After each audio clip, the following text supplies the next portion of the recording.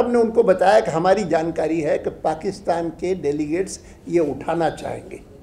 हमारा यूँ तो हम दोनों के बीच में बहुत सारे इश्यूज़ हैं, हम भी उठाना चाहेंगे, लेकिन this is not the forum for it and therefore it should be strictly prohibited.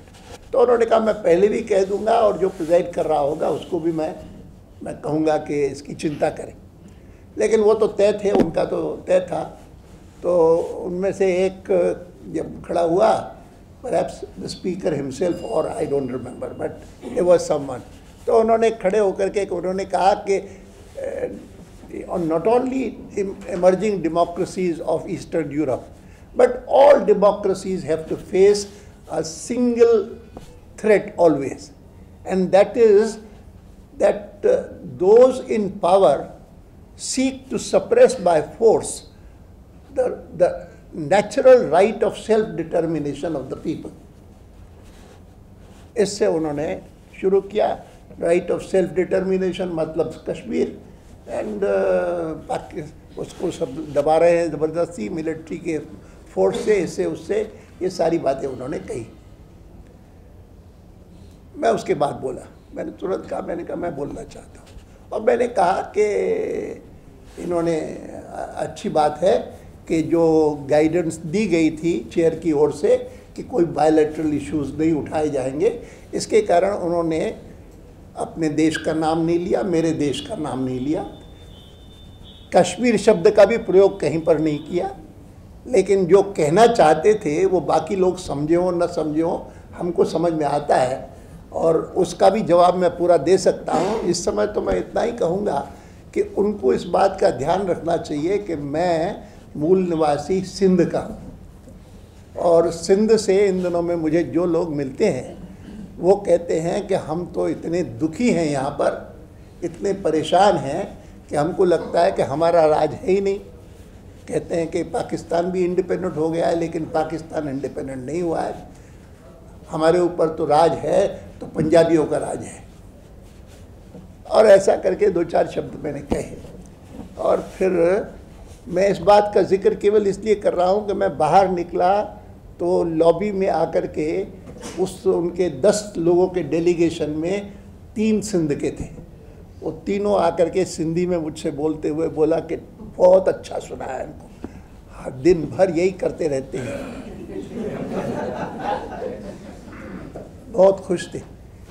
अर्थात के Indianness is something that is accepted by the people, Pakistaniness is not accepted. और एक्सक्लूसिविस्ट हो गई, सब अपना पंजाबी और ये वो सब हो गए। और सिंधी तो काफ़ी समय उनके जो सबसे बड़े नेता थे सिंध के, उन दोनों में तो जीए सिंध मूवमेंट चलती थी, वे यहाँ थे इंदिरा जी के समय में, यहाँ थे, यहाँ हम लोग सब मिले थे उनसे भी। वो कहते थे कि भारत हमको एक्सेप्ट करने को तैयार हो तो हम सिंध आज ही आ जाएगा भारत के साथ, ये कहने के लिए भी तैयार थे। लेकिन ये सारी चीज़ें ऐसी हैं कि जिसके कारण मैं मानता हूँ कि भारत के लिए डेमोक्रेसी होना सहज हो गया। और आज जो ह्यूमन राइट्स का दिन है, सुबह सुबह लोकसभा को स्पीकर ने याद दिलाया कि it is international human rights day, और इसीलिए मुझे लगा कि विनय सहस्रबुद्धे ने मुझे आज शाम को यहाँ पर बुलाया है, बहुत उपयुक्त है, बहुत अच्छा है, मैं जाऊँगा। और मैं मानता हूँ कि ह्यूमन राइट्स का बिल्कुल मजबूती से संरक्षण केवल डेमोक्रेसी में ही हो सकता है। और अगर भारत ने पिछले 62 सालों में सबसे बड़ी उपलब्धि कौन सी की है, कोई मुझसे पूछे तो मैं कहूँगा कि bye incorporating parliamentary democracy in its constitution, and for all these 62 years ensuring that democracy remains live and vibrant and vigorous। 19 महीने का एक कार्यकाल था जब ग्रहण लग गया थोड़ा सा, लेकिन बाकी काल उसमें हमने दुनिया भर के जितने सारे सिनिक्स थे, स्केप्टिक्स थे, शंकालु लोग थे, और जो कहते थे कि हिंदुस्तान में डेमोक्रेसी कभी सफल नहीं हो सकती, उनको दिखाया कि आप गलत हो और हम सही हैं, और हमने उसको सफल करके दिखाया। मुझे याद है कि एक कैनेडियन टेलीविज़न टीम आई थी, दिस वॉज समथिंग अराउंड 1989 और 90, मुझे मिली, और मुझे मिल करके, मैं उस समय भारतीय जनसंघ का, भारतीय जनता पार्टी का अध्यक्ष था, और मुझसे इंटरव्यू करते हुए उन्होंने कहा कि we are doing a series of interviews for Canadian television, the serial is titled the rise of and fall of democracies around the globe. तो आपके देश में 47 में आपको स्वतंत्रता मिली, 47 में आपने पार्लियामेंट्री डेमोक्रेसी अपनाई, माने 3 साल बाद जब कॉन्स्टिट्यूशन बना, और तब से लेकर के आज तक आप एक सफल लोकतंत्र रहे हैं। इसका प्रमुख कारण क्या है? मैंने उनको जवाब दिया, मैंने कहा मेरी समझ में डेमोक्रेसी की सफलता के लिए सबसे बड़ी ज़रूरत है the readiness and willingness to accept a totally different point of view, a diametrically different point of view, to tolerate that at least। मैंने कहा कि हिंदुस्तान, और इस मामले में मैं मानता हूँ कि सबसे अधिक इंटॉलरेंस किसी क्षेत्र में दिखाई देती है तो वो रिलीजन के क्षेत्र में दिखाई देती है, कि जहाँ पर अगर आपकी बात से सहमत नहीं है तो ये टॉलरेट करने लायक नहीं है। यहाँ तक कि अगर कोई कहता है कि पृथ्वी जो है वो सूर्य के चारों ओर घूमती है, तो उसको कहते हैं कि क्या बोल रहे हो, बकवास कर रहे हो, स्क्रिप्चर्स नहीं पढ़े हैं क्या, धर्म ग्रंथ नहीं पढ़े हैं? साफ लिखा है कि सूर्य घूमता है, और उसको इंक्विजिशन के सामने प्रस्तुत किया गया और उसको स्वीकार करवाया कि नहीं, वास्तव में सूर्य ही घूमता है, एंड माना उसने, और मान करके निकलते हुए उसने कहा अपने साथी को, सहयोगी को, मेरे कहने से थोड़ी बदल जाएगा। प्रसिद्ध उनका वाक्य है।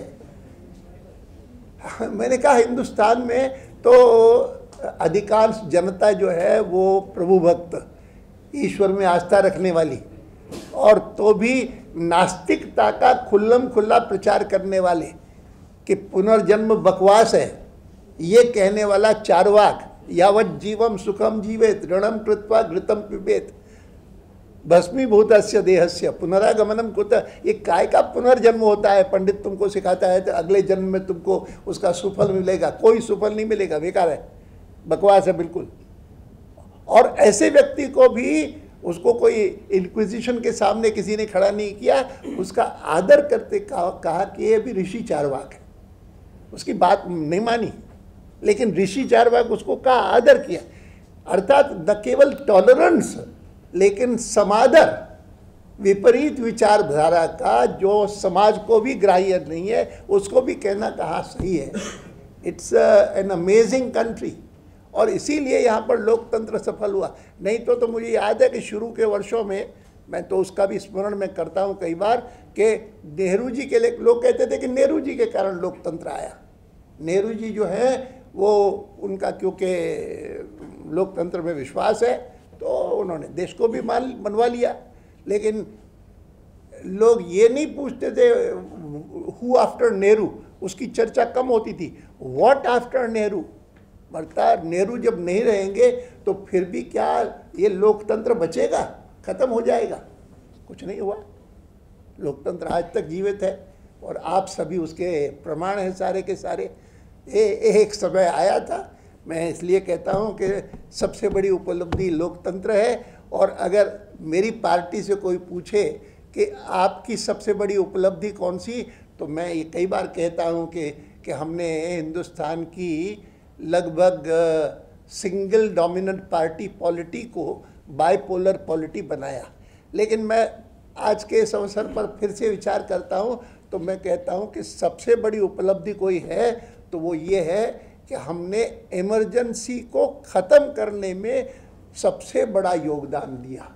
और इमरजेंसी अगर रहती सचमुच तो emergency meant the death of democracy, democracy नहीं बची। एंड उस समय तक कोई नेशनल हेरल्ड से जुड़ा हुआ कोई व्यक्ति है, एडिटोरियल लिखा गया बाकायदा कि जिसमें लिखा गया कि आखिर तो वन पार्टी डेमोक्रेसीज है ये अफ्रीका में, क्यों नहीं हो सकती, हिंदुस्तान में भी हो सकती है। Single party democracy, multi party democracy नहीं चाहिए, सिंगल पार्टी काफ़ी है। लेकिन मैं मानता हूँ कि बहुत बड़ी उपलब्धि हुई जब 1977 में और इमरजेंसी ख़त्म हुई। और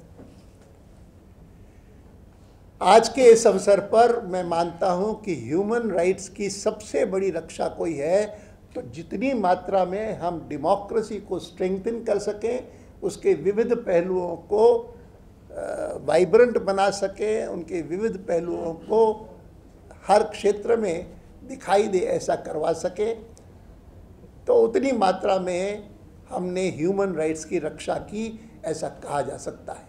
और ये सर्वथा संभव है। उसमें अगर हमारी कोई भूमिका है जो राजनीतिक क्षेत्र में काम करते हैं तो उससे बड़ी भूमिका आप सभी की है कि जो पत्रकारिता के क्षेत्र में काम करते हैं। पत्रकारिता माने दोनों को गिना मैंने, इलेक्ट्रॉनिक भी और प्रिंट मीडिया भी, दोनों को बहुत बहुत बधाई। मुझे नहीं लगता कि मुझे कुछ और कहने की ज़रूरत है। बाकी मैं सभी को कमेंट करूंगा कि ये ज़रूर पढ़ें, बहुत अच्छी लिखी है जिन लोगों ने भी ये सारे निकाले हैं। और यूनाइटेड नेशंस को कहा है कि आपको इसका कॉग्निजेंस लेना चाहिए। ये जो वहाँ से इतनी बड़ी संख्या में लोग आ रहे हैं और उसमें भी ख़ास करके फोर्स्ड कन्वर्शंस, किडनैपिंग और उसके कारण जो उनको कष्ट हो रहा है,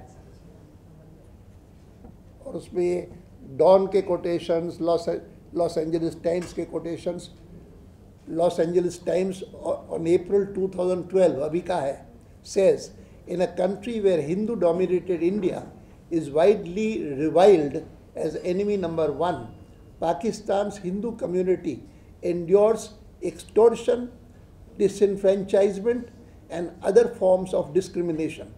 These days, however, Hindus are fixated on a surge of kidnappings of teenage girls by young Muslim men who force them to convert and wed.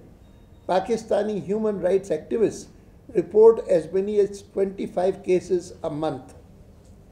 Most occur in the northern districts of Sindh province on the border with India and home to most of Pakistan's 2.5 million Hindus. The Hindu community is shrinking as families flee the area, which is run largely by Muslim feudal chiefs who own vast tracts of farmland and wield wide influence over politics, law enforcement and the courts, etc. etc. बहुत कुछ है. It's a very well studied and well documented booklet published by मालगी प्रबोधनी। बहुत बहुत बधाई विनय सहस्रबुद्धे, उनके सभी साथियों को, और जो ख़ास करके जो इस समिति के सारे सदस्य थे। बहुत बहुत धन्यवाद।